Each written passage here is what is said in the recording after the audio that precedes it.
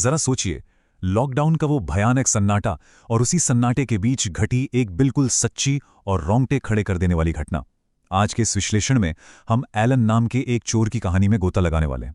एक ऐसा शख्स जिसका काम ही था दूसरों के खाली पड़े घरों को लूटना। लेकिन इस बार उसने जिस घर को अपना निशाना बनाया ना, वहां एक ऐसा डरावना रहस्य छिपा था जिसने उसे खुद एक शिकार बना दिया। अमूमन क्या होता है, जब भी कोई चोर किसी सुनसान घर में दबे पांव घुसता है तो उसे लगता है कि सारा कंट्रोल उसके हाथ में है, वही शिकारी है। लेकिन इमेजिन कीजिए, क्या हो अगर उस अंधेरे घर में घुसने के बाद अचानक ही एहसास हो कि वो वहां अकेला नहीं है। जिस शिकार की तलाश में वो आया था, असल में वो खुद ही किसी खौफनाक चीज के जाल में फंस चुका है। अब देखिए, घटनाओं का ये क्रम किसी को भी एक परफेक्ट मौके की तरह लगेगा। कई दिनों तक रेकी करने के बाद एलन ने एक शाम देखा कि घर का अकेला केयरटेकर एक सूटकेस लेकर बिल्कुल बदहवास हालत में वहां से भाग निकला। उसी रात एलन के बाकी साथी भी शहर से बाहर चले गए थे। आधी रात का वक्त था और एलन उस घर में बिल्कुल अकेला दाखिल हुआ। सब कुछ एकदम सही लग रहा था, लेकिन सच कहूं तो यही उसकी सबसे बड़ी भूल साबित होने वाली थी। उम्मीद तो यही थी कि भाई घर खाली है, कोई सुरक्षा नहीं है, आराम से अंदर जाओ और खजाना लेकर बाहर आ जाओ। लेकिन घर की दहलीज पार करते ही हकीकत कुछ और ही निकली। अंदर भयानक घुप अंधेरा था। मोबाइल का नेटवर्क अचानक से बिल्कुल गायब हो गया और इन सबसे डरावनी चीज, हवा में तैरती एक अजीब सी दिमाग खराब कर देने वाली बदबू। और ये कोई मामूली बदबू बिल्कुल नहीं थी। जैसे ही एलन ने अपनी टॉर्च जलाई, उसे ऐसा लगा जैसे कोई चीज कई सालों से बस वहीं पड़ी सड़ रही हो। वो दुर्गंध इतनी ज्यादा तेज थी कि एक पल के लिए सांस लेना भी मुश्किल हो गया। उस बंद और सुनसान घर का यह पहला साफ इशारा था कि वहां कुछ तो बहुत भयानक छिपा हुआ है। डर का असली खेल तो बेडरूम में शुरू हुआ। वहां घुसते ही अजीबोगरीब चीजें होने लगीं। कीमती सामान समेटते वक्त अचानक बिना किसी हवा के बेडरूम का दरवाजा अपने आप झटके से खुल गया। पूरा कमरा बुरी तरह अस्त-व्यस्त था। सामान यहां-वहां बिखरा पड़ा था और तभी सन्नाटे को चीरती हुई कुछ फुसफुसाहटों की आवाजें गूंजने लगीं। एलन अंदर तक सहम गया। लेकिन फिर एक पल के लिए ऐसा लगा कि शायद यह महज उसका वहम है। जब उसने बेडरूम में ध्यान से देखा तो पता चला कि वो आवाजें दरअसल वहां चल रहे टीवी से आ रही थीं। शायद वो केयरटेकर भागते समय उसे बंद करना भूल गया था। बस इसी एक छोटी सी बात ने एलन को थोड़ा सुकून दिया और वो फिर से तिजोरी तोड़कर पैसे और ज्वेलरी निकालने में जुट गया। पर यह राहत बस कुछ सेकंड्स की ही मेहमान थी। जैसे ही उसने तिजोरी से सारा माल निकाला, अचानक सीढ़ियों से किसी के ऊपर आने की भारी आवाजें आने लगीं। ठक ठक ठक। एक पल में वो सफल चोरी एक भयानक दुःस्वप्न में बदल गई। घबराहट के मारे उसने तिजोरी वहीं छोड़ी और अपनी जान बचाने के लिए सीधे जाकर बिस्तर के नीचे दुबक गया। अब जरा उस सिचुएशन को इमेजिन कीजिए। तनाव अपने चरम पर है। एलन बिस्तर के नीचे सांस रोके बस इंतजार कर रहा है। सीढ़ियों पर आने वाले उन कदमों की आवाजें तो अचानक शांत हो गई, लेकिन वो सड़ने वाली बदबू, वो अब पहले से कहीं ज्यादा तेज और एकदम असहनीय हो गई थी। लगा कि शायद कोई है ही नहीं, बस वहम था। लेकिन वो सड़ांध चीख चीख कर बता रही थी कि खतरा टला नहीं है, बल्कि बेहद करीब आ चुका है।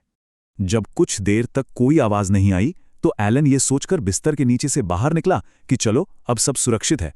लेकिन बाहर आते ही उसने जो देखा, उसके पैरों तले जमीन खिसक गई। जिस बिस्तर के नीचे वो छिपा था ना, ठीक उसके ऊपर सीलिंग फैन से एक औरत की लाश हवा में झूल रही थी और उसी लाश से वो भयानक सड़ांध आ रही थी। अब वो घर नहीं बल्कि खौफनाक पिंजड़ा बन चुका था। लाश को देखते ही एलन की चीख निकल गई। लूट का वो भारी बैग वहीं हाथ से छूट गया और वो पागलों की तरह बेडरूम के दरवाजे की तरफ भागा। लेकिन दरवाजा वो पूरी तरह जाम हो चुका था। पसीने में लथपथ होकर उसने खिड़कियां तोड़ने की भी कोशिश की, पर सब बेकार। वो उस सड़ती हुई लाश के साथ पूरी तरह कैद हो गया था।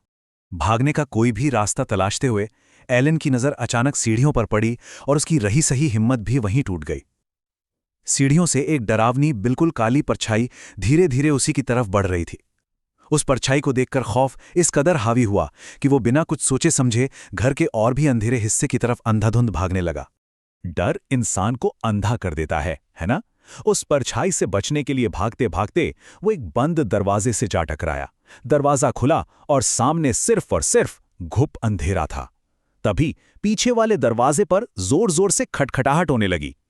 इसी अफरा तफरी में एलन का पैर फिसला और वो सीढ़ियों से लुढ़कता हुआ सीधा नीचे जा गिरा। और लुढ़कते हुए वो सीधा घर के बेसमेंट में जा पहुंचा था। बेसमेंट जमीन के नीचे की एक बेहद अंधेरी और दम घोंटू जगह, एक ऐसा अंधा कुआं जहां रोशनी की एक मामूली सी किरण तक नहीं पहुंच सकती थी। दर्द से करहाता हुआ एलन अब इस तहखाने में पूरी तरह से फंस चुका था। बाहर निकलने का कोई रास्ता नहीं था। उस दम घोटू अंधेरे में हाथ पैर मारते हुए किस्मत ने शायद उस पर थोड़ी सी मेहरबानी की। एलन के हाथ में अचानक एक मोमबत्ती और एक माचिस की डिब्बी लग गई। उस भयानक अंधेरे में रोशनी की ये छोटी सी उम्मीद किसी जीवनदान से कम नहीं लग रही थी।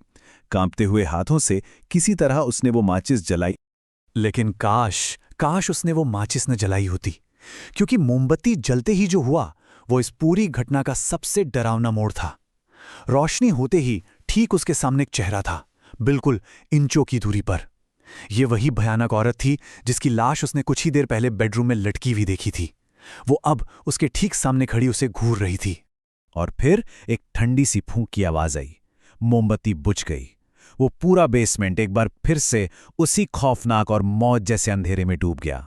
एलन का दिमाग इतने बड़े खौफ को बर्दाश्त ही नहीं कर सका और वो वहीं उसी अंधेरे में बेहोश होकर गिर पड़ा।